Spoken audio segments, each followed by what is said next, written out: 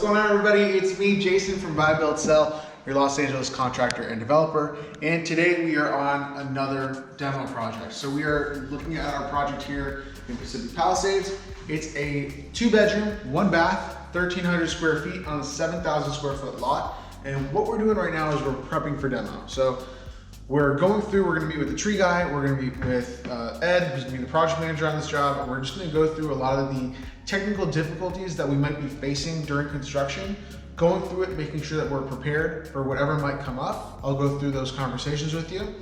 And we're gonna talk about demo prep, what we do to essentially prepare for demo and make sure that the house is safe to demo. We wanna make sure that we're taking care of the air quality when we're knocking these houses down and that we're not gonna be faced with any issues later on. So you can see that we've tested for asbestos, tested for lead, and now we're gonna get those reports back and we're gonna find out what has it, what doesn't have it, and then remove those appropriately. And we're just gonna take a quick tour of this house because why not see what a house built in the 40s might look like. So let's go check it out. So you'll see some spots where we've broken some tile or some material is broken. That's actually us breaking that little piece and actually taking that back to a lab so we can get tested and then we can know what material is in there. Basically looking for lead or looking for asbestos. Okay. You'll find that in tile, linoleum, mastic, things of that nature. Now, let's go through the house. This is a 1,300 square foot home in Pacific Palisades.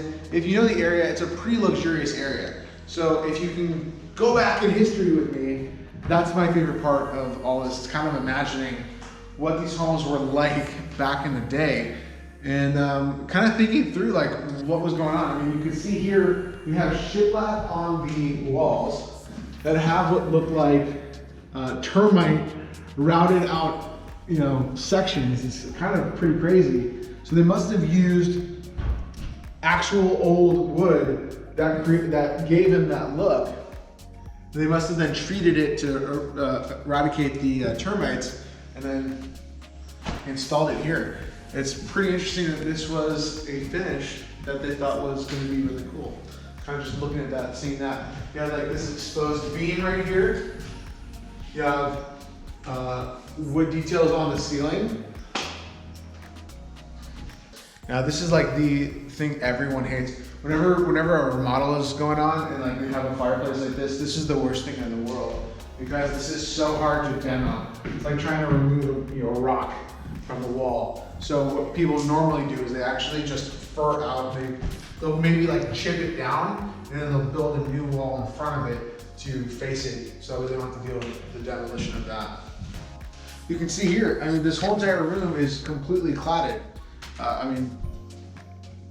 Today, that's a massively luxurious item to have in a room. So to be looking at this, going this whole entire wall, it's completely cladded. That has to be some sort of historical reference of that being a very luxury item, right?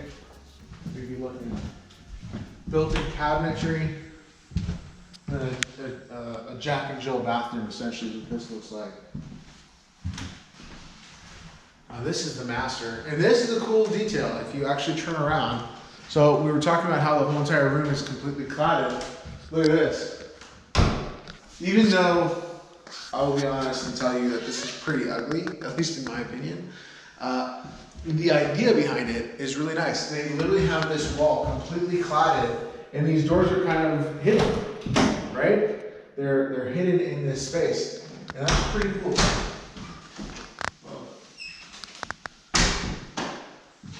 I really like that. That's kind of a cool, neat thing. They have these nice beams, exposed beams on the ceilings. Look here again. I love how it like kind of just ties into the wall. It kind of just disappears. Really nice. And then it kind of leads. This is the weird part because this is actually set up as a bedroom, but then it leads into a hallway which leads into the laundry room and back to the kitchen. A little bit strange how it all kind of flows, but that's what you get with a 1,300 square foot house. They must have put this in thinking, oh, if we put this in, then the house will sell. I see that people do that sometimes. And people always see these videos later, they're like, I want it! Or they want the washer and dryer. Like they want these things, and usually by the time you're seeing this video, it's gone already. I'm sorry.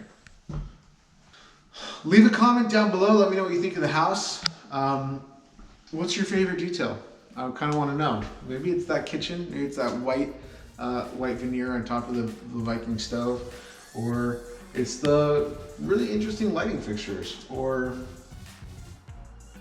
I don't know. You tell me. See you in the comments.